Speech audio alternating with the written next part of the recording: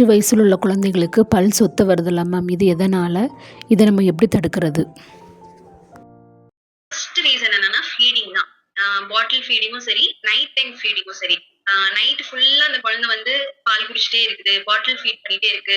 Minimum 1 இயர்க்கு மேல நம்ம அந்த ஃபீடிங் வந்து எப்படியாவது கஷ்டப்பட்டு ஸ்டாப் பண்றதுக்கு பிளான் பண்ணணும். இன்கேஸ் நைட் ஃபுல்லா இருக்கும்போது என்ன ஆகும்னா, பால்ல வந்து ஒரு வகையான ஆசிட் இருக்கு. ஸோ அந்த ஆசிட் வந்து பல்ல படும்போது தான் அது அந்த பாக்டீரியல் ஃபார்மேஷன் தான். ஸோ அந்த பாக்டீரியா கொஞ்சம் கொஞ்சமா அந்த டூத் ஃபார்மேஷன போய் டிஸ்டர்ப் பண்ணி பிரைமரி டீத் அப்படின்னு சொல்லுவாங்க. பேபி டீத் அத போய் டிஸ்டர்ப் பண்ணணும். பட் இது கண்டிப்பா பெர்மனன்ட் டீத்த போய் நம்ம அஃபெக்ட் பண்ணவே செய்யாது.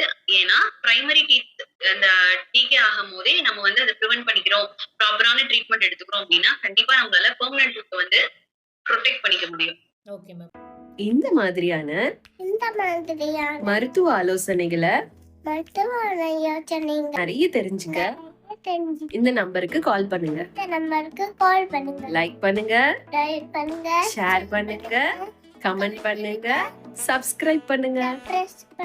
தேங்க்யூ.